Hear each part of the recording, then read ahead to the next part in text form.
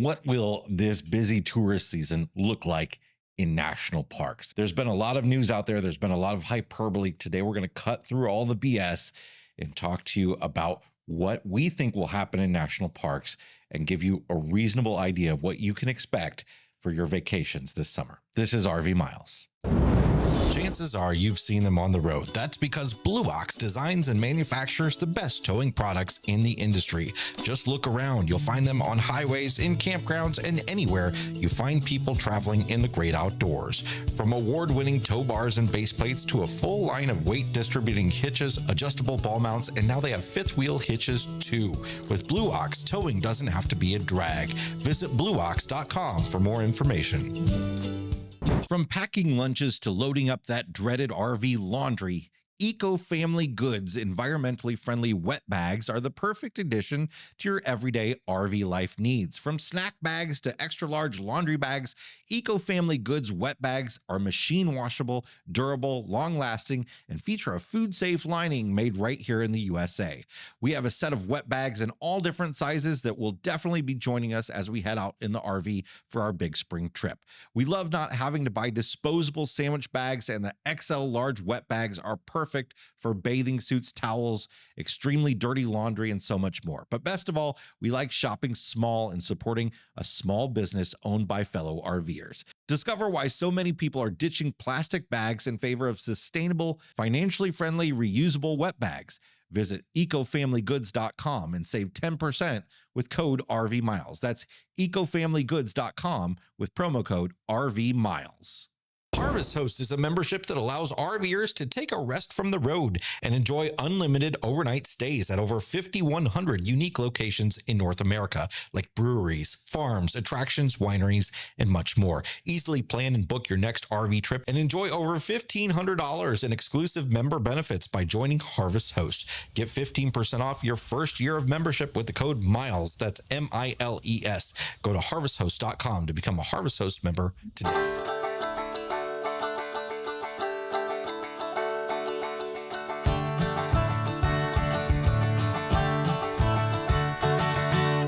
Welcome to episode number 352 of RV Miles. I'm Jason. And I'm Abby. And we are two RVers who, along with our three boys, Jack, Ethan, and Henry, have been crisscrossing North America on one epic road trip since 2016.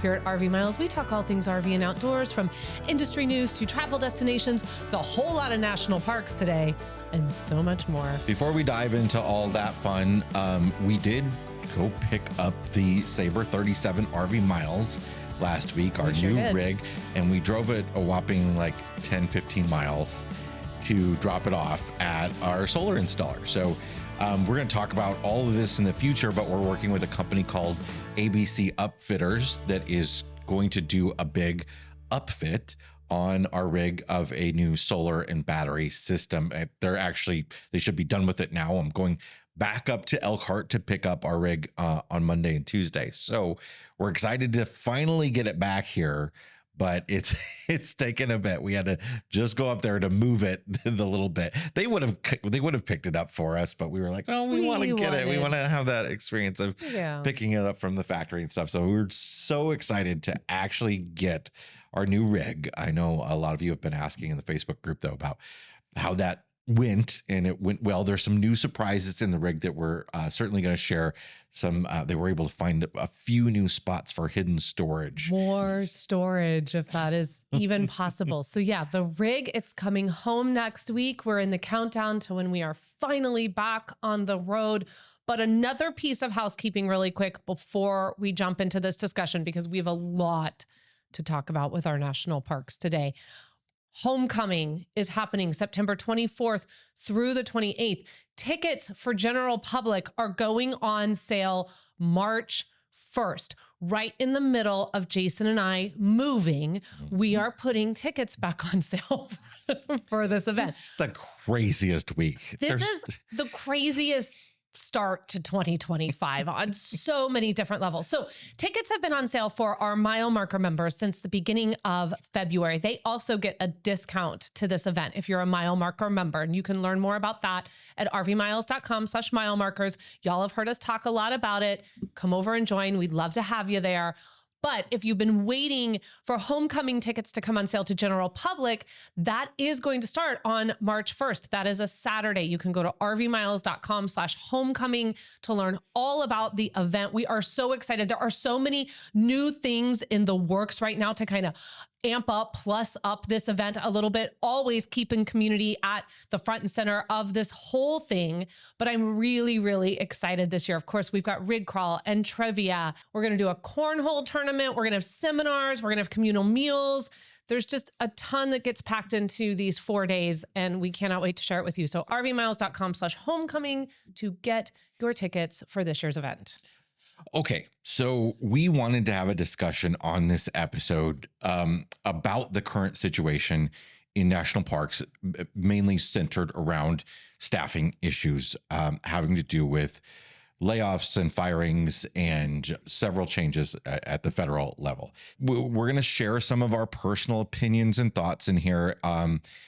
We don't really get into that kind of stuff usually in the news videos, but here on the podcast, we're a little bit more loose with it, but we're not here to just, share our big opinions on what we think about what is happening. We're here to give you a reasonable idea based on our educated opinions, having covered the National Park Service for many years now, about what is happening, why certain things are happening within this whole mess, and what you can expect going forward for this year as you plan your busy travel season travels. Yeah, I think anyone who crosses over from our news videos over on the RV Miles YouTube channel and then is a watcher here on the RV Miles podcast, these are two very different spaces. We really got hammered quite a bit from some folks because we weren't more strongly opinionated with the latest news video. Really, really hammered. And it's weird. I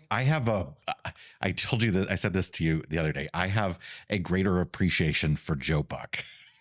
Wow. If you don't know who Joe Buck is, he's a sports commentator, sports announcer, right? And you might recognize him from some shows as like the World Series, or he does some football and stuff, but he is mostly known for being a baseball commentator, and he does a lot of the playoffs and usually is doing the play-by-play for the World Series. And traditionally everybody hates him, but and I have in the past too. And the reality is, when you watch baseball as opposed to like football, he does do quite a bit of football, though. He does. Yeah. He does. But he's the World Series guy, right? Yes. And just like Tom Brady is now our Super Bowl stud. But yeah. Stop saying stud, Tom.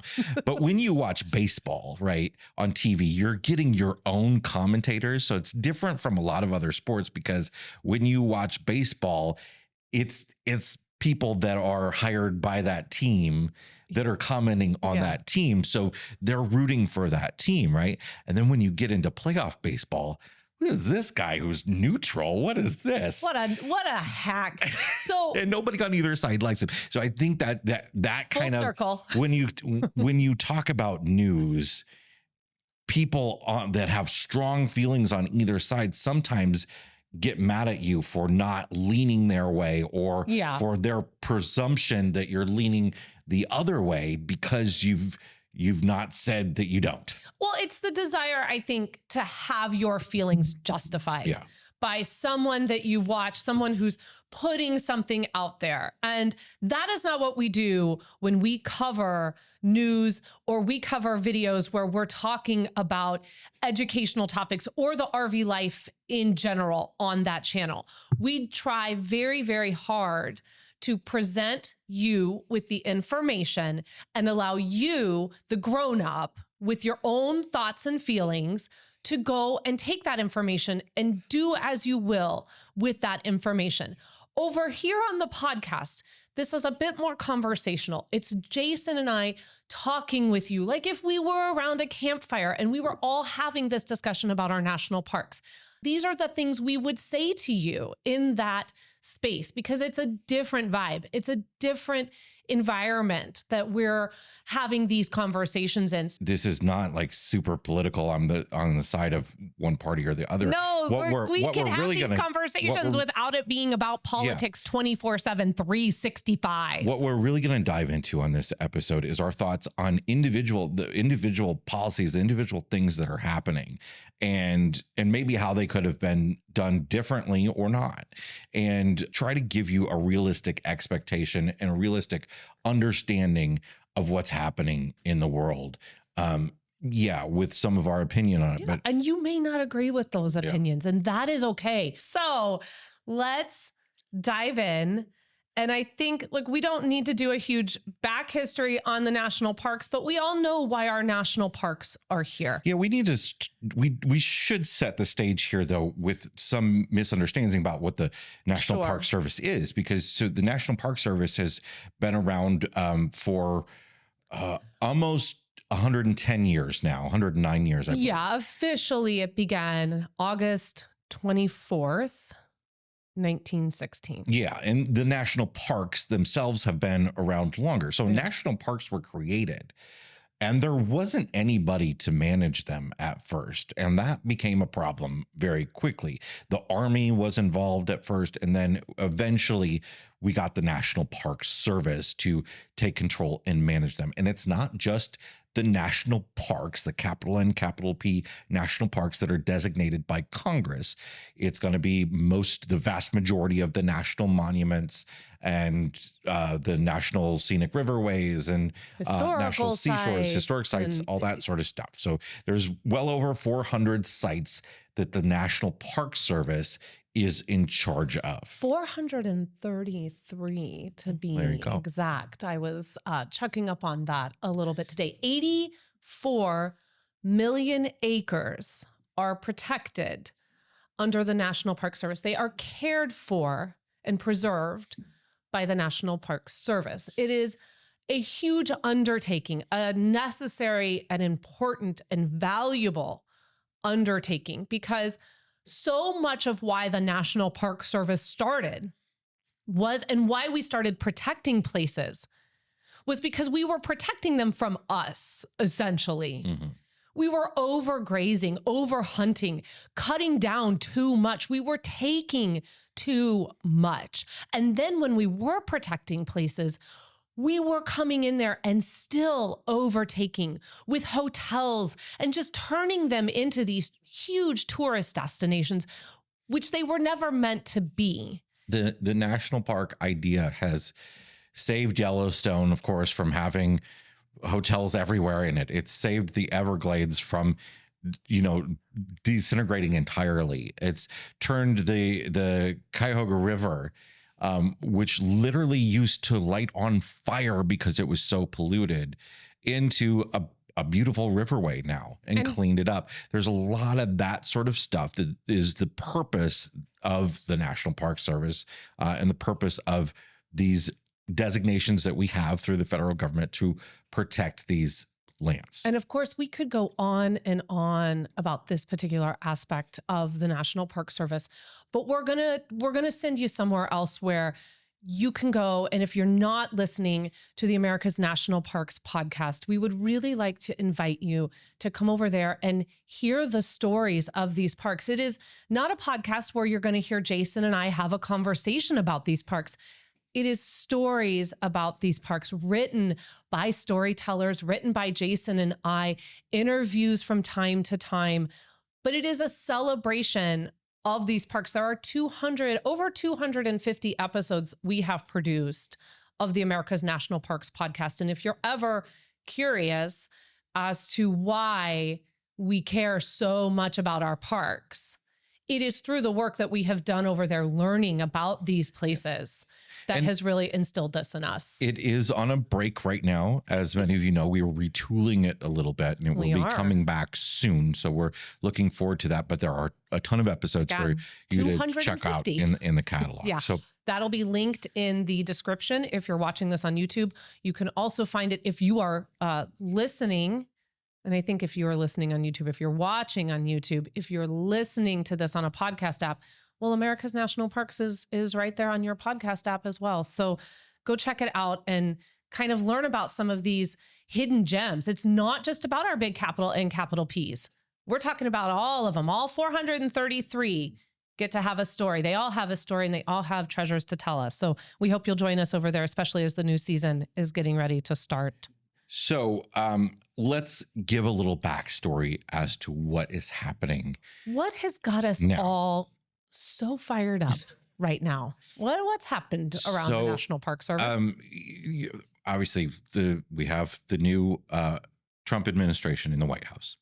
And this administration's goal overall is not really a specific National Park Service related thing, is to reduce the size of the federal workforce. This was also a big goal that they had in the last Trump administration. Remember, when Trump came into office during his first term, there was a hiring freeze then as well. So when Trump took office this year, he instituted another 90-day hiring freeze, meaning, any new positions in the federal government, you could not hire somebody. And during that 90-day period, which we're right in the middle of right now, the federal agencies were supposed to come up with a plan to reduce their workforces.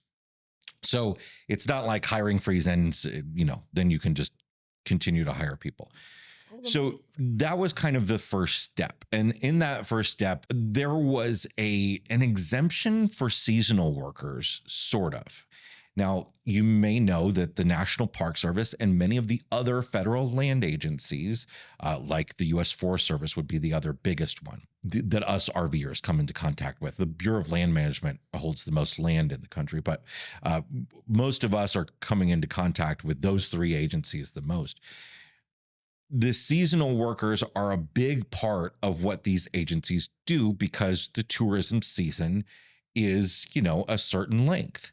And it makes sense because, it would actually be really wasteful to have all those people working all year long when they don't necessarily need so many people taking money at the gates or whatever it might be. No, you don't need to staff Yellowstone in the winter the way you need to staff Yellowstone in the summer. Those are two completely different conversations. So that happened. There was this exemption for seasonal workers. However, that exemption required that they still contact the Office of Personnel Management and get permission. So there's an exemption, but they had to get permission. So now this year, when Trump instituted this new hiring freeze again, this new 90-day hiring freeze, this seasonal workers were technically exempt, but the Department of the Interior, which was headed at that time by an interim director appointed by Trump and is now headed by Doug Burgum, who is the former governor of North Dakota, also appointed by Trump, of course. They decided that they would cancel most seasonal hirings, temporarily at least. Any new seasonal hirings that hadn't taken place, they were holding off on. And a lot of people that had already been given offers for seasonal work for this year had those offers rescinded. Okay, so that was one thing that happened, right? Yes.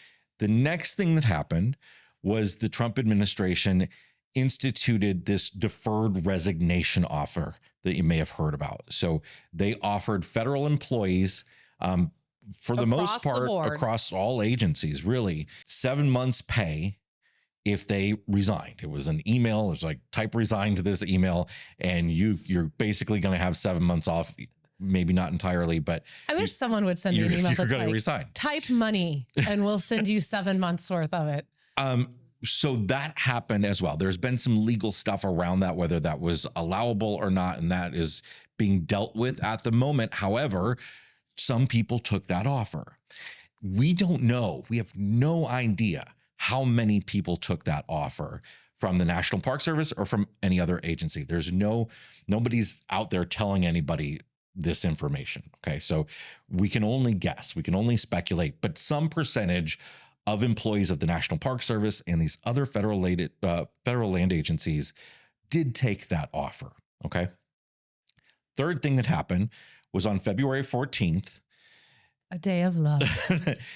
The Trump administration decided to fire the vast majority of probational workers in the federal government. And we need to stop for a second and we need to discuss what that means, because that has been a real, and I was confused as well. And so I went and learned what that meant, because that word has sort of a negative connotation to it. It makes you think that that person has done something within their job, that they have been placed on probation. And that some of these people, they did. So some of these people, they had bad reviews, and that's why they're on probation. But the vast majority, that's not the reason you're on probation. If we have learned nothing from government over the vast decades that we have all been living with it, is that they are so confusing. If you watched Jason's driver's license video that just came out over on RV Miles YouTube about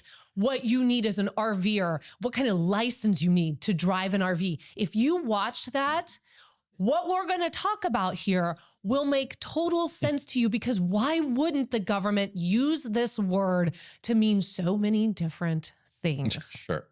So probational could mean that you had some bad reviews, but for the vast majority of these workers, what it meant was that they have worked in the federal government for under a year or less, or under 2 years for some positions. So basically, anybody that has worked in their position, not just for the federal government, but in their position for less than 1 or 2 years, was fired in a lot of departments. Not every department, especially, military and areas of national security, all that sort of stuff. But, there were some areas where that did happen. So the weird thing about this for the agencies that run federal lands, and all the other agencies, I suppose, is this was not going to them and saying, hey, you need to cut X number of workers by, next month. Go do it. You can imagine, as like a business owner or a manager or something, if your boss comes to you and say, hey, the times are tough. Things are bloated. We're spending way too much money, more going out than it's coming in. You need to cut X number of workers. What would you go do? Well, I would probably go and take a look at who has to stay and who maybe isn't quite reaching the level that I need them to reach. Those are the ones I'm probably going to let go of. But I am going to do a review, though, of my work staff. Yeah. And perhaps important positions, where you've got, even if somebody isn't up to par, they're the one person in that position. I'm not firing Bob from IT if I have no one to replace Bob in IT. But what happened instead, it's not happening, on February 14th is that X number of people were just chopped, and the different agencies, the different parks were not given the opportunity to decide who they were getting rid of. So it's like if you show up to work one day and just randomly certain people are gone. But didn't this also, with this probationary, mean that there were some people who had moved into new roles within the National Park Service, but had been working for the Park Service for 10, 15, 20, 30 plus years? Yeah. Or they but every time you move, or they might, I don't know if it is within the Park Service, but maybe if you moved from one agency to another, say you moved from the Forest Service to the Park Service or something like that. But these are people with vast knowledge. They weren't just hired. Yeah. So I think that's really, really important component. The other to this. important component is that these are not, okay, now we've eliminated these positions.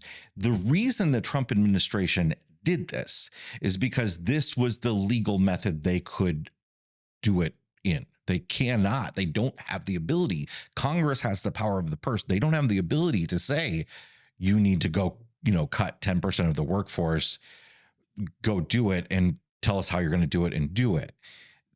This was a much easier legal route to be able to, these people on probation, there are federal unions, there's all sorts of stuff that is written to the law that they would have to deal with if the people they were firing were non-probational. Yeah. And I want to be clear here too. We're not arguing that we're overspending in our government or that we need to be more fiscally responsible. We are not arguing things like that. You can talk about fiscal responsibility, and we can talk about what our government is spending, and we can talk about ways that we can be more responsible as a country, and also discuss how sometimes it's not a great idea to just make a blanket firing. And you really need to be mindful of who you're cutting and where. We want to lower what we're spending. That's fine. Let's do it in a way that is going to have long-term effects, in the sense that some of these people we lost, we will have to replace them. Yeah. There's no getting around it. It is going to have to be done, or you, the public land owner, are going to lose more and more access to your parks, and possibly more and more access because those parks are no longer being protected. So let's get into some of the specifics about what this has caused. So if you imagine, a lot of this is centered around Yosemite right now. There and various other parks have been affected so far, and we're going to hear more and more in the coming days. So immediately when those firings took place, and they were firings, okay? A lot of people have argued with me that, no, these are just, your position is eliminated, you're laid off. No, these people were fired for cause. They were sent letters that said, your skills no longer fit with our needs, you're fired. February 15th was the date that Yosemite National Park was set to roll out reservations for June. They do it on a rolling window, and on the 15th, they roll out another month. So then on March 15th, they would, do July dates as well. Yosemite put out on social media, hey, we're not going to be releasing reservations for June tomorrow. We don't know when we're going to be releasing them, but we're going to give you 7 days notice when we do release them. They will be released at some point. We're going to give you 7 days notice we just need to figure things out, bear with us. And that makes a lot of sense. That's responsible. Yeah. Let's figure out what that's going to look like for June, so that we can make sure everyone is, we can accommodate people who want to come and do so safely. So we don't know why Yosemite did that. Nobody is saying anything about why they did it.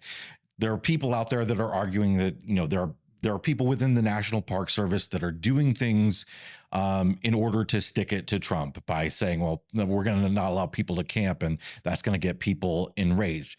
What I think actually happened in this situation, and again, this is just an educated guess, but somebody important to the process of putting those dates on for sale the next morning was fired. And, they were caught in a situation where it's like, well, okay, what do we do? And they had to punt and kick it down the road a little bit, and doing the right thing by giving people a little bit of notice. Cause on that day, a lot of people are waiting there, that morning, you got your computer out, you got maybe 5-6 devices trying to book dates that morning. Even your Apple Watch is ready to go. Everything is prepped to try and get these camping reservations. And I think that's a really good point from the perspective of, we've been following and covering the national parks for 6 or 7 years now, through the monthly News from the Parks video, from the stories we're doing over at America's National Parks, from our own travels. And we have seen time and time again, it is very difficult to have that level of sort of conspiracy sabotage, because it takes them forever to get anything done over there. It takes forever for funding. It takes forever for decisions. It takes forever for resources. And it is very hard for me to believe that in a 24-hour period, anyone was able to get in there and do that kind of sabotage and still have it going. And how is it sabotage if they're still going to open reservations up? They're just going to do it on a different day. I mean, you're inflaming and angering everyone. I can see you get the immediate satisfaction of that if you are able to do it. But we are now a week removed, and they are still not on sale. Yeah. So I think that kind of immediate conspiracy theory, it's a little debunked if you have been paying enough attention to the inner workings of the National Park Service and how it's just not, no way. Now, It's not possible. In the days since February 14th, through reporting from a lot of different news agencies, we have some more insight into what's going on. So if you imagine a park like Yosemite. Yosemite is huge. It's basically a city in the summer. They have a lot of people working there through the National Park Service, but then all the concessionaire employees who are not a part of this. But the concessionaire at Yosemite runs, I think it's Aramark at Yosemite. Yeah, it's if I remember, run the different lodges. They run like the yurts. They don't run the campgrounds at Yosemite, but they run like the yurts and cabins, and they run all the dining, of course, and then a lot of employee housing on site. And then there's all the National Park Service stuff, ran stuff. It's a big deal to run one of these big parks. And a lot of people are looking like through the lens of the big parks, like Yosemite, Yellowstone, where it is essentially a working city. There's a federal courthouse in Yosemite. There's a post office in Yosemite. Yeah, and several national parks have a post office inside of them. So there are a lot of people involved. So for instance, at Yosemite, there was one person who is Yosemite's locksmith. And a lot of people might think, that's crazy. Yosemite shouldn't have their own locksmith. That's kind of bloated, right? That's a position we don't need. Maybe you're right. You could be right. There are lots of locks at Yosemite, let's say, with a federal courthouse and a post office and all the restrooms and all the facilities. There's one person that manages all the locks. Stop damaging the stuff and we won't have to lock it up. So it's as simple as that. Like, stop damaging everything and we won't need to have locks for it. That person was fired. Okay. Yeah. So that's a position that you're in. That person, like when I say fired, they like don't come into work at all today. It's not like we're going to do a quick, even 3-day transition of your job to somebody else. So Yosemite then has to figure out, okay, how do we deal with the fact that this person is fired and get somebody to take over their roles and solve those problems. Yosemite has a big staff. They can do that easily. But then if you look at a smaller park, so let's take, for instance, the Hubert Hoover site, which is the closest National Park Service the Herbert site Hoover to us. Site, you mean? That's what I said. You said Hubert Hoover. Herbert Hoover National Historic Site. Hubert could also have. We don't deal. know. Hubert could have made some really good contributions. So when we've gone to visit the Herbert Hoover site, there's a ranger that works the front desk that is also, the one that mans the cash register for all the merchandise in the shop, right?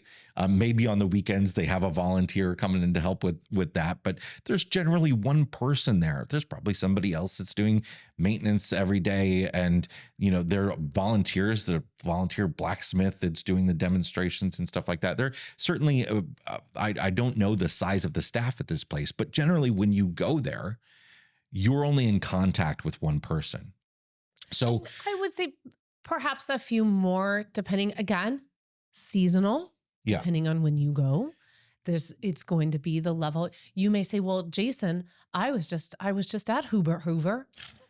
And there were 10 people working there. I'd say, well, I just went in the winter and there were 2. But my point being, if you imagine some of these smaller sites and maybe they have 5 or 6 employees at some of the very small ones, maybe even less, you can imagine, say 3 of those were fired, that can really put a wrench in the system. So now we've seen stuff like Florissant Fossil Beds has cut down their visitor hours. They're going to be closing their visitor center on Monday and Tuesday. Saguaro National Park, which is a big park in the city of Tucson, but actually kind of a small staff because there's not a heck of a lot going on there with camping and stuff like that. They are having to cut back their visitor center hours as well. So just to be clear, for Florissant, that means it's not the visitor center that's just closed on Mondays and Tuesdays. Parking lot is closed. The bathrooms are closed. The trailheads there are closed. Everything's closed. It's not just that you can't go in there and get your stamp. You cannot access anything. Yeah, there. And that might change in the future, but when you've got these small sites with only a few employees and they were hit hard by this, the whole district there's district managers that deal with several parks in an area. Yeah. Then they're going to have to start working out rebalancing staffs and transferring people from one site to another. And that's going to take time because those people have to move. So there's going to be some of that sort of stuff as these parks figure out rebalancing and all that sort of stuff. Grand Canyon, instantly after the firings, Grand Canyon, the entrance lines doubled in length that first weekend because they lost a certain percentage of the folks that work the front gates and take your money, right? So there's that kind of stuff. They're going to have to then find, okay, we're going to retrain people and move them around and try to come up with some solutions to some of these problems. Now, the National Park Service fired just over 1,000 employees, which is a little more than 5% of the staff. People have been throwing out this number that there are 20,000 employees in the National Park Service, and that 1,000 would be 5% of that. It's not actually true. And this is an important piece of this puzzle that I'd like to point out. We might think of any federal agency. We know government can be inefficient sometimes.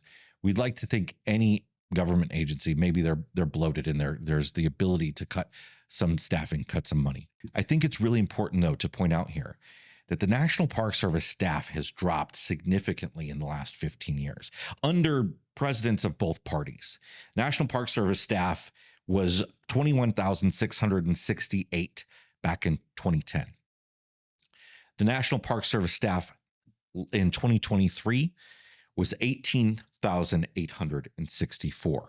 So that's pushing very close to 2,000 people, very, very close to a 10% reduction over that 15-year period already. Mm-hmm. And then losing another 1,000 on top of that. Now, firings, that doesn't include how many people took that deferred resignation. So we don't know that number yet. Know about that at all. The National Park Service has some of the lowest morale among all the federal agencies out there. And it might be sort of a chicken and egg thing because they're understaffed. So is the morale bad because they're doing the jobs of several people, or is that causing the situation? We don't know, but the morale is bad. But what we do know is that as staffing has fallen, and it hit an all-time low in 2020, naturally, as staffing has fallen, attendance has risen. So we have had this crossing effect where as everything is going down on one side, we've got everything from a visitor's perspective going up. So we are asking rangers, less staff, to handle more people. And we continue to see what happens when we have more people in parks and we don't have the staff needed. People's vacations are frustrating. Lines are long. Damage is being done to the parks. People are being injured. There are more wildlife encounters. There's less opportunities for education. There's a real cause and effect here. We've gone from 281 million visitors in 2010 to 325 million in 2023. So it is an increase. And not only that, there are more National Park Service sites in those 15 years. Under both presidents, there have been, I guess all three presidents. Yeah, we have three. There have been more National Park Service sites added over that time.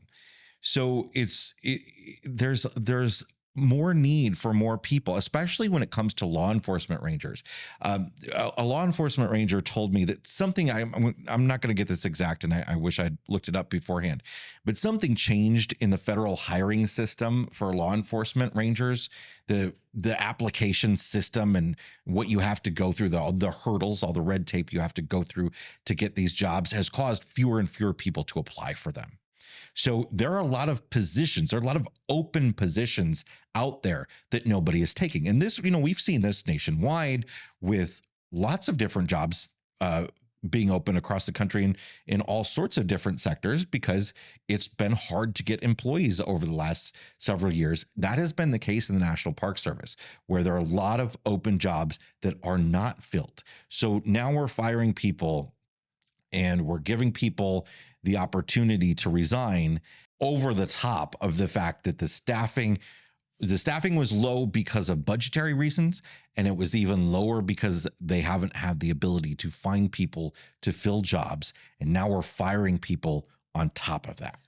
I wonder and worry what message this sends, these kind of mass firings, this sort of really harsh way that we're attempting to get some of the bloat and whatnot out of our government.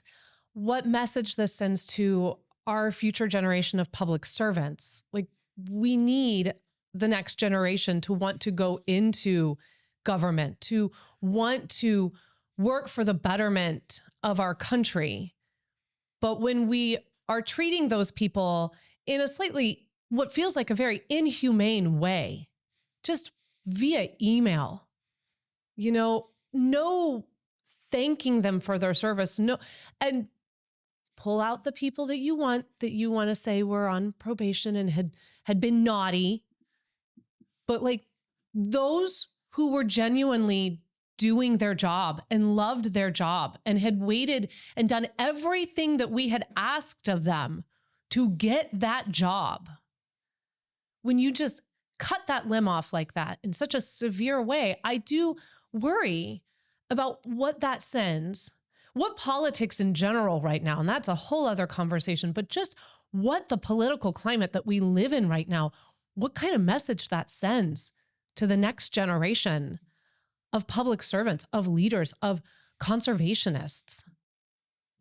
It's time will tell.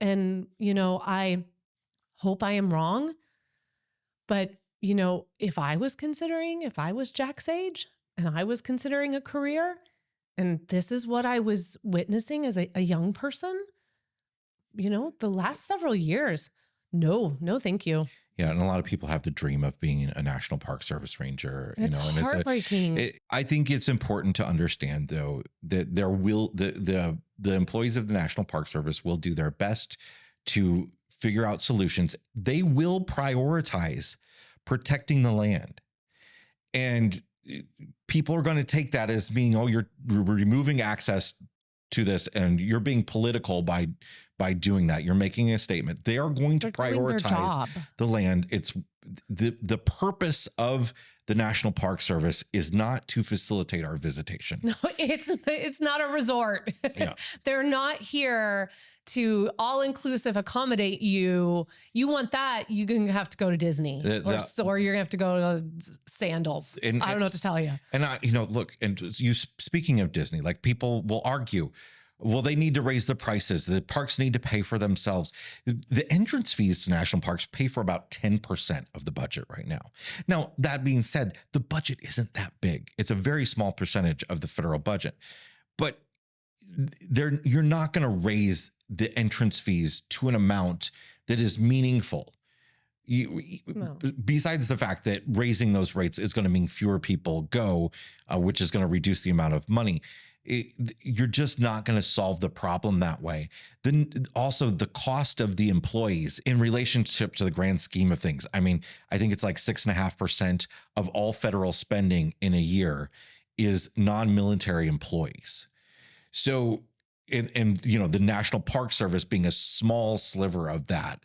I mean, we're talking about a tiny, tiny savings here, but the Park Service, they will figure things out. They will try to make solutions for problems, but we are going to see, we're going to see a little bit less access in some places. I think we're going to see reduced visitor hours. More and more of that will probably pop up, while then other places will sort of solve the problem and fix it when they get to put seasonal people in place. If they can, it might be too late to hire some seasonal people at this point. But once they can, they might solve some problems along the way. But there's just going to be some unknowns. There's going to be some bathrooms that aren't cleaned. There's going to be some stuff like that. And I don't know why I keep talking about that in these videos, and people are like, it's all concessionaires clean the bathrooms. The volunteers clean the bathrooms. This is not true. I mean, they do in some places, but it's just not true. And there's this argument that people need to volunteer more. And yes, people should volunteer in our parks. That's great. 300,000 people volunteered in national parks last year. So I think this is moving into it. Hang on, y'all. This is going to be a longer episode. We already know that, right? Like there's a lot to cover here. So, if you need to take a break, bathroom break, if you need to go get a drink, whatever, do what you need to do. But I think it's really important that we transition a little bit into what this means for RVers in 2025 and beyond. I think right now, what it means is we don't know. There's a lot of uncertainty. We don't know. We have coming up in May, we are supposed to be at Yellowstone, Grand Tetons, and Devil's Tower. We are still planning to do those trips, but we are also going to recognize that there may be some services unavailable. The ranger programs that we love so much, those free, incredibly valuable educational ranger programs, may not be as readily available. They may not be able to have someone do those because they need someone doing, unfortunately, what is a more essential job. So we're going to be flexible in 2025. That is the RVers motto. We're always flexible, but we're going to be flexible with our national parks in 2025 when it comes to our reservations. Perhaps consider, if you're nervous about this campground you have booked inside of a national park, you're concerned that the amenities or that you yourself might put too much strain on the system being there, then consider staying outside of the park. There are alternatives that you can explore if you're nervous about going to a smaller park because you're thinking, well, what if I'm planning to go on Monday and Tuesday? And what if they decide that those are slower days of the week and they shut the visitor center down, or I don't have access to trails? Those are really valuable and valid thoughts. Unfortunately, we're so soon into this, we don't know what the rippling, lasting impact will be at this moment. We've all seen over the last few years several changes on the U.S. Forest Service front in terms of like turning boondocking areas into reserved areas, or closing them all together. Closing them off. All together. I wouldn't be surprised if we see a little bit more of that this year. The Forest Service, they lost 10% of the workforce. I did lose 10% of the forest. They lost 10% of the workforce in the firings. They had already decided for this year that they wouldn't be hiring seasonal workers back. They decided that like late last summer because they had a budget shortfall in the first place. And then on top of the deferred resignations, we might see more effects on U.S. Forest Service lands than we do in the National Park Service. This is a point, too, that I don't think many have brought up, and I think it is one that we need to quite possibly expect is going to happen. And that is we are going to see private concessionaires may have to start taking over campgrounds that have been traditionally run by the National Park Service because the National Park Service is no longer able to care for those campgrounds. So there is a real possibility. Here's the thing about that, though, that people don't realize. The National Park Service still is the one that cares for the campgrounds. In every case where there's concessionaires running the campgrounds, the National Park Service is still the ones taking care of the campground in terms of like the physical setting. Yeah, I'm sorry. Yeah. I'll be clearer. Yeah. And I mean in terms of handling a reservation system. Yeah.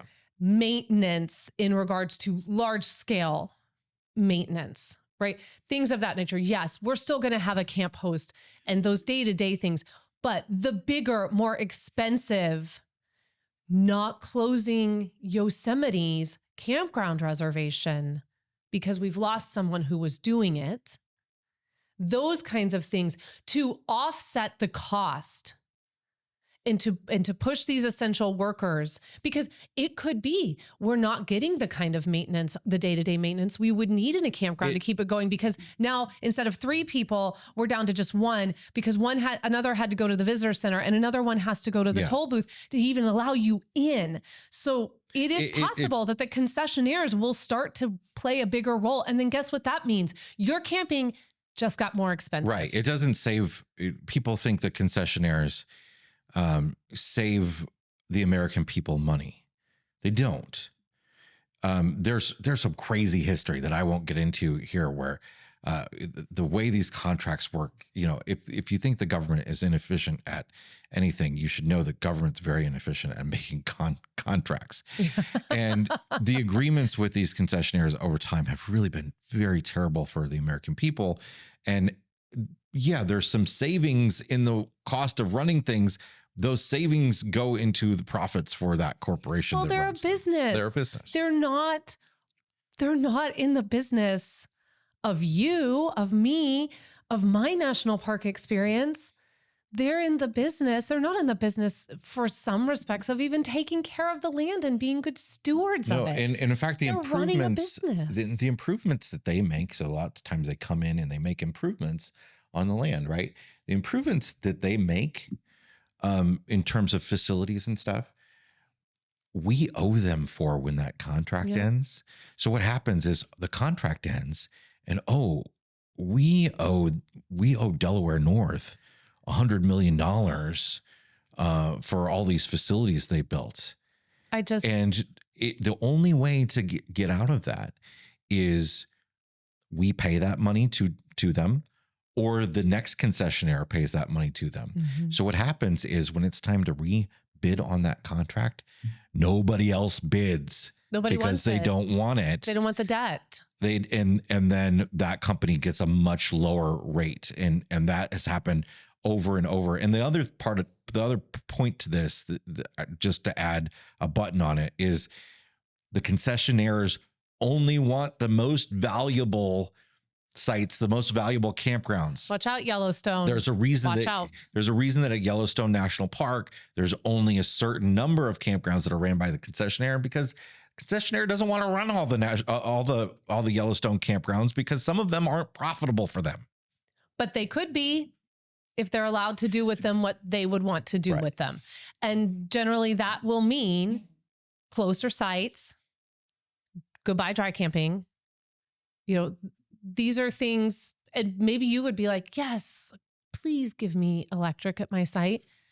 But I think variety is the spice of life, and we need to have all different kinds of experiences in our parks. You can't get electric too, right? That's the reason there's no electric is you can't get electric there. That's just not happening. Yeah. But would that be unheard of at Mammoth in Yellowstone? No, Mammoth is right over by the visitor center. Like they could absolutely turn that into full hookups over there. Absolutely. And who knows? These are rippling effects that we won't get a good idea of till a year, 2 years, 3, 10, 20. And it may not impact us, but it may impact our children, our grandchildren, our, future generation of RVers. So there's a lot here. It's hard to know what our 2025 RVing season, I don't think it is going to be a complete and total shutdown and everything's going to be miserable and you're not going to be able to go to these parks. You're going to be able to go. It's not that kind of doom and gloom. It's a different kind of frustration. But I encourage you when you do go that if you have the time and the opportunity, maybe provide a couple hours of volunteering service or reach out to organizations that, there's a lot of foundations that support these parks, the Voyageurs National Park, they're conservatory, they're conservation, conservancy. God, that's the word I was looking for. Yellowstone has one. Yosemite has one. They all have one. And perhaps there is something there. If you're going to that park, you can find a way to volunteer through that, or you can just pick up trash when you see it, leave no trace, take care of our land and help our rangers out a little bit. Just help them out and tell them thank you and let them know that you appreciate them. When you're in that park, let them know you appreciate the work they're doing, that you're glad that they're there and that you find value in their work, because I'm sure morale is at an all-time low right now. Yeah, well, we know it is. Yeah. we certainly know it is. We do. So with that in mind, we wanted to bring in a new segment here to the RV Miles podcast that's going to be kind of for the camping season. And We are calling it the See America segment. And if you want to know why we're calling that See America, then you have to come over and listen to Detour this week, because we have a little juicy something for our mile marker members that has to do with the words See America. So we have a segment, it's See America, and we're going to talk to you. We're going to ask you, where have you been? What campground have you been to? Where would you tell someone, what is the place in America that you think a fellow RVer should go and see? Why? Where should they go? Etc. Tiny little segments. And so this is a way, as we kick off our camping season, to get excited about all the destinations that are out there and all the amazing places that we get to go to in our house on wheels. I know Jason and I cannot wait to get back into our fifth wheel and get on the road. We are so ready to be back out there in the campground exploring this beautiful country. So we are going to start a segment, See America. Today's is the National Park Edition. It's a little bit of a love letter to the national parks. And I reached out to our friends in the Mile Markers Facebook group, and I asked them 4 questions, and several people, tons of people in the group responded and shared their thoughts. And I'm going to read those now. On the topic of what is it you love about our national parks, I thought this was really great. Robert responded, each one has a unique beauty of their own, a place that surprises you and makes you stop and think what a wonderful world we live in. Maybe it's coming around a corner while hiking and seeing that overlook, the mountain or the waterfall. We all have these experiences and those moments, but that's not the real secret to a national park. National parks are a time machine. You see, because the lands of a national park stay very constant. You can go back on that same hike and see that same view, and all of a sudden, you are the same age as when you first saw it. Maybe you remember being the kid you were. Maybe that time you saw it with your own kids on that walk, but there you are traveling back in time and enjoying it all over again. And I know we have been and returned to places where you have felt that. And I just thought that was really beautiful. Or you want to bring your kids to feel the same feeling that you felt when you first saw something. Just makes my heart race when I think about, we feel that way so much about Zion and our time there with our little family so many years ago that reshaped the way you looked at the National Park Service. This response from James is really great. He said, I traveled with my parents as a tween to the North Carolina Outer Banks, where we visited the Wright Brothers National Memorial, and we were treated to a presentation by the famed historian and ranger Daryl Collins. Ranger Collins told the story of the Wright brothers in such a way that I felt like I was right there alongside Wilbur and Orville, standing atop Kill Devil Hill, fighting either the sting of the blowing sand or the mosquitoes, depending on the wind speed, as we taught ourselves the same basic lessons all new pilots must learn: how to maintain steady flight through the manipulation of the spatial axes known as pitch, roll, and yaw.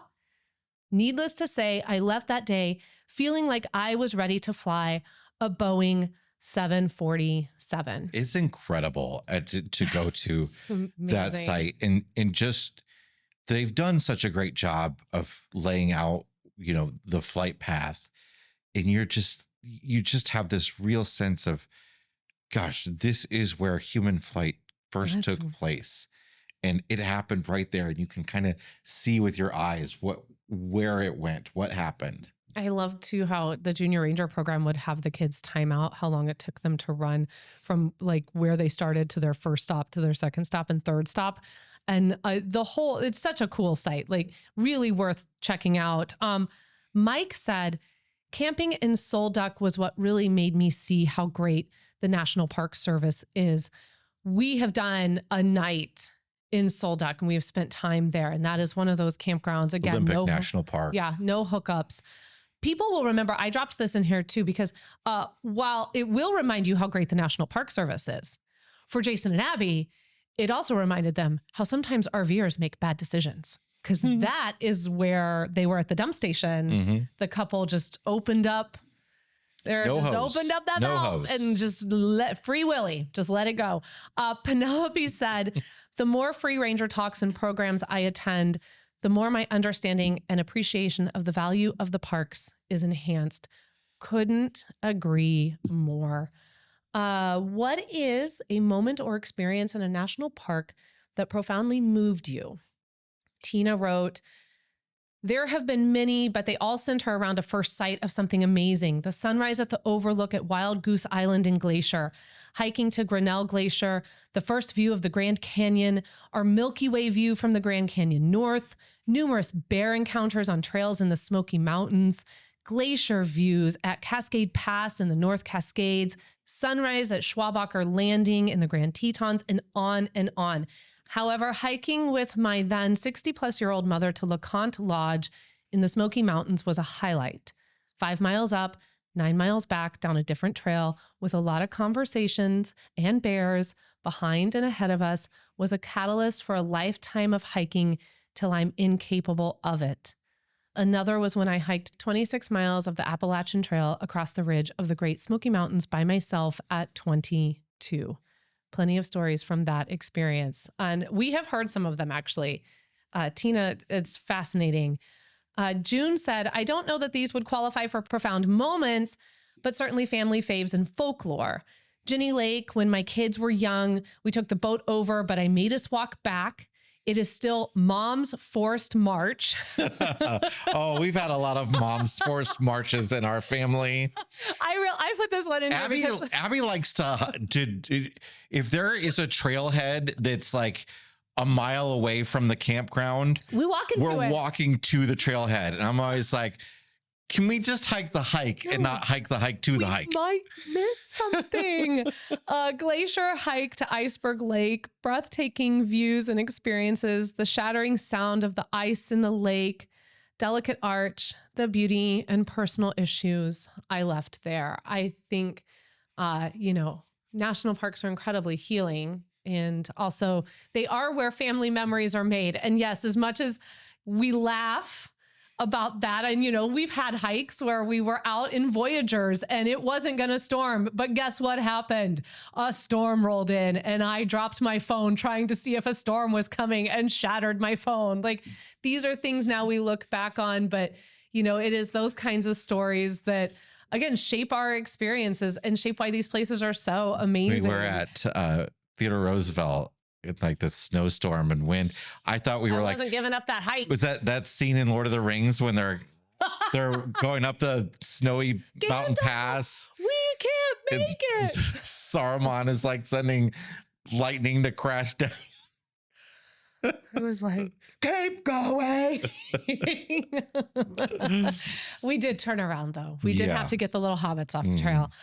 Penelope said, and you don't even need to, I'm not even going to comment as to why this one is in here. Y'all will know as soon as I read it.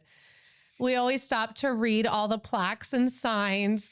It's amazing the wealth of information that is in the plaques and interpretive signs. Abby loves a good sign. Be it on a trail, be it in a visitor center, be it in a museum, be it in a downtown Which walk. I do too. I will read them all. I do too. But some museums, it's like all text on the wall. There's a reason. They have a lot to tell you. She'll read it all. I will read it all. Penelope and I are like sisters separated at birth. What is your favorite National Park Service site and why? The bulk of people said, I hate this question. Every park is my favorite, or the one I'm currently at, or the one that I'm going to, or the one that I just left. That was the bulk. I think that's part of why we do this though. I mean that people ask me what's your favorite site that you've visited in your travels often, or your favorite national park. And I think it's a corny cop-out answer, but I often say the next one. Because the idea is that we're adventuring and exploring and discovering things that are new to us. What is my favorite site right now? Colorado National Monument, because I can't wait to get there because I've never been there and I have wanted to go there for so long. It's my favorite site right now. But a couple people got a little specific. Sarah said Grand Tetons. I love the boondocking, the valley, the mountains, the lakes. It's pretty much perfection. I'm also a sucker for Red Rock, particularly this time of year. I have to get my winter fix and we are spoiled having Moab close by.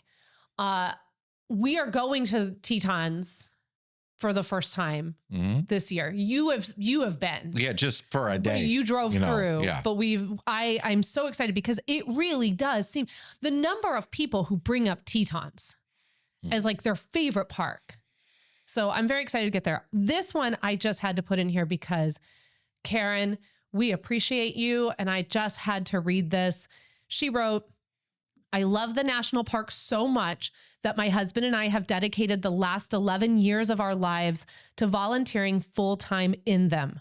We have worked at 12 different parks as volunteer interpretive rangers. We work alongside the park staff, allowing them to do the programming that they otherwise would not have the staffing to do. During those 11 years, we have lived in some of the most beautiful places in the United States, from Death Valley, California, to San Juan Islands, Washington, to Grand Portage, Minnesota, and Fort Frederica, Georgia. It has been a privilege to work with the dedicated rangers and share the stories of the national parks with an enthusiastic public. Karen, thank you so much to you and your husband for giving the last 11 years of your life to bettering our parks. We are so grateful for that. I want to be you when I grow up.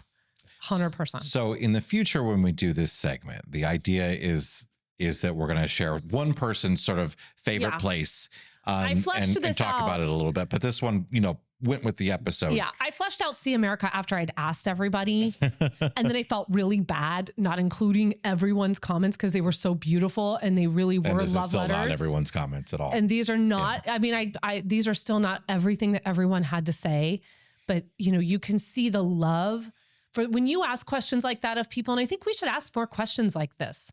When you ask these questions, you see the love and you celebrate the love of something together, be that RVing or national parks, road trips, campgrounds, a good camp meal over a fire, whatever that is.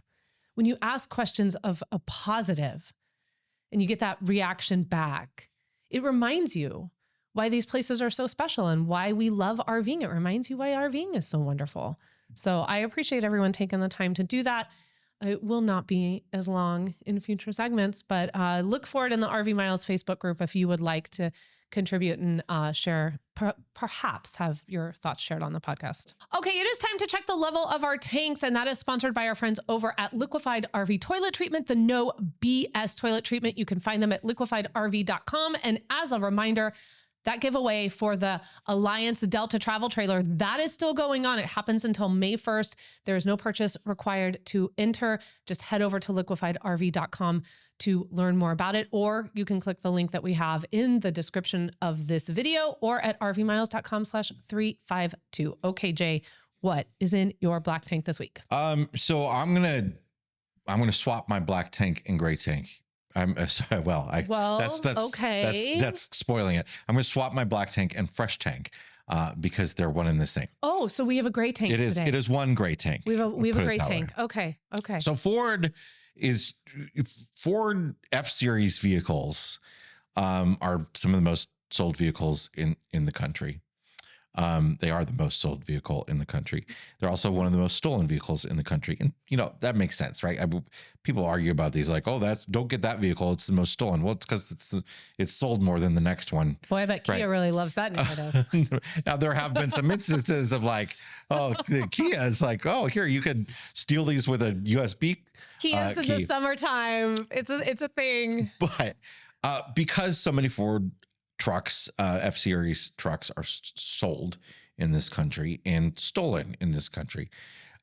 Ford has decided to include a ignition lockout device. Oh. So from the Ford app, you will be able to disable your vehicle wherever it is, even if someone has a key or they have a what they call a spoofed key, so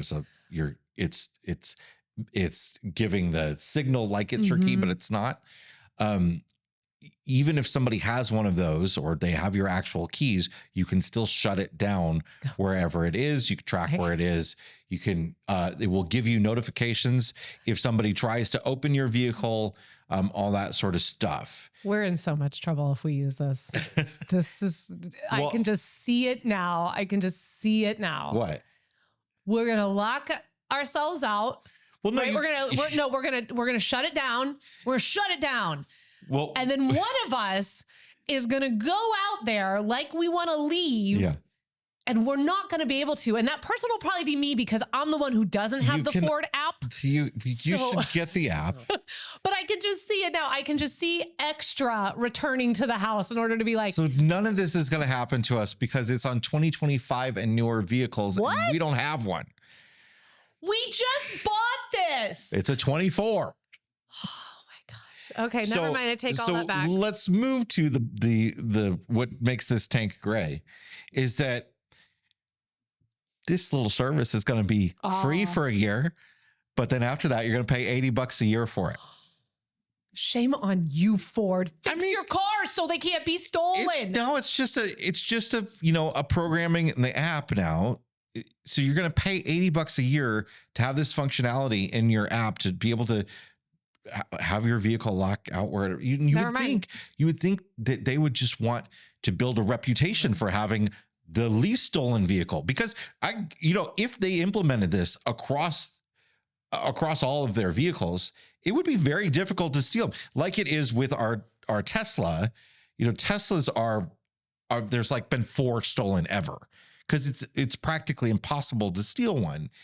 You could implement that kind of security, give it for free, and then you've got a selling point. We are the least stolen truck brand.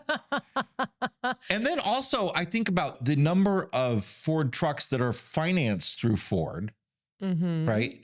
Mm-hmm. Ford is still technically the owner of those vehicles. Yep. The number of trucks that are leased through Ford's the owner of those vehicles. You'd think that they wouldn't want them stolen either. Listen, why wouldn't they give this away for free? It makes no sense that they want to nickel and dime at this level for something that is such a great basic feature that it should already have in the first place. What did we say about 25 minutes ago regarding a business in a national park? Yeah. They are not working looking for to make money. you. Ford is I'm still mad. This is another way for them to get money in their pockets on the back of the owner, who's already paid an astronomical amount for that truck. I'm annoyed that, on the app it's nice. You can remote start from the app. I'm surprised they don't charge for that. Oh, but you can remote start from the app. But what you can't do in our truck, but you will be able to do in 2025s, and F-150s can do this. You can't turn the heated seats on, which is like the number one thing that's such I want to do. That's the number one thing I want to do is turn the heated seats on. Jay, I really thought you were about to tell me something of consequence. Because what's the point of idling your truck for 10 minutes to go sit in it and it's still cold because the heated seat didn't turn on? Because there's going to be heat coming out of then by the time I get down to the office, the seat gets really warm about 3 blocks away. Wow. I'm so, are you okay? How have you been managing? It is a very first world problem. It is. Right. How have you been? I didn't realize you were such a sacrifice to come down to the office. Diesels are cold. Diesels, they take forever to warm up. Oh, I'm aware. Oh my goodness. I'm aware. Yes, I'm aware. Yesterday. Let's not. We don't need to have this conversation because Abby had to take the truck because I didn't fix the leaking tire in the other car. And it's not that I couldn't have fixed it myself. I just did it last minute before she left, and the pump wouldn't work, and there were issues. And it was 1 degree outside. She had to take the truck without it being warmed up at all, not even turned on. And I was late. Yeah. So it's fine. Sorry about that. Yeah, it's all right. It happens. All right. What's in your black tank this week? So my black tank is just a really quick reminder, especially for a lot of you who are content creators, be that in the RV space or wherever. We got an email today that, boy, if we hadn't just caught one little thing, it looked like this email was from YouTube. It had the YouTube address. It had the YouTube formatting. It had everything except 1 or 2 having, and it was about like content monetization and all this stuff, right? And there were just enough in the language. And then the fact that they attached a video. They have a YouTube page. Yeah. The video was like AI 45 seconds if you actually watched it, you're like, oh, this is a scam. But it was very convincing. It was very convincing. So just a reminder, friends. Can you imagine if a scammer got our YouTube account, what that would do to us? Oh my gosh. Oh my God. Just a reminder, if it's getting harder to discern a real email from a scam email. And we spent a lot of time going back and like trying to find how are they getting away with this no reply at youtube.com? because that is the email address when YouTube sends stuff out. It's noreply@youtube.com. I'm sure there's just some way they can. There's something, yeah. But just a friendly reminder, just be careful of stuff that's coming in, especially if you work in this industry and you are a content creator. We get crap emails like this all the time. They are generally really noticeable that is a scam. This is probably the best one I have I'm still ever getting seen. those tollway scam texts too. At least Temu stopped messaging us. They finally they finally just knocked us off whatever list they were sending people to. What's in your fresh tank this week? My fresh tank, just really quick. I just want to encourage everyone, if you haven't given Ken Burns' National Parks Service, National Parks documentary, America's Best Idea, a watch in a while, this is a really great time to go back and watch it. I've been thinking so much about that documentary lately and the rangers that they interview in there and the history and what they talk about with the parks and why it is America's best idea. It's really beautiful. And so just a fresh tank to that documentary. And I know I'm going to be watching it again here really soon. And if you've got a little bit of time, spend a little time with that documentary. It's beautiful. That's it for this week's episode of the RV Miles podcast. Yes, it is. And hey, if you are enjoying the show, would you please head over to Apple Podcasts and leave RV Miles a 5-star review? That just helps put us in front of a whole new generation of listeners. If you are not liking this show, please you don't need to listen to anything I just said. Don't worry about it. Don't need to head over there. Don't need to do anything. It's all good. Also, if you want to connect with us, just go over to the RV Miles Facebook group. We would love to chat with you over there. And once again, homecoming tickets go on sale on Saturday, March 1st. rvmiles.com/homecoming to get your ticket. We have a limited number. We absolutely expect that this will sell out. We do not do a huge, massive holding of sites because we want it to be something where Jason and I can still get to hang out with all of you. So grab that ticket, rvmiles.com/homecoming. And until next week, friends, thank a ranger, go out there and support our national parks, and keep logging those RV miles. Bye, everybody. Bye.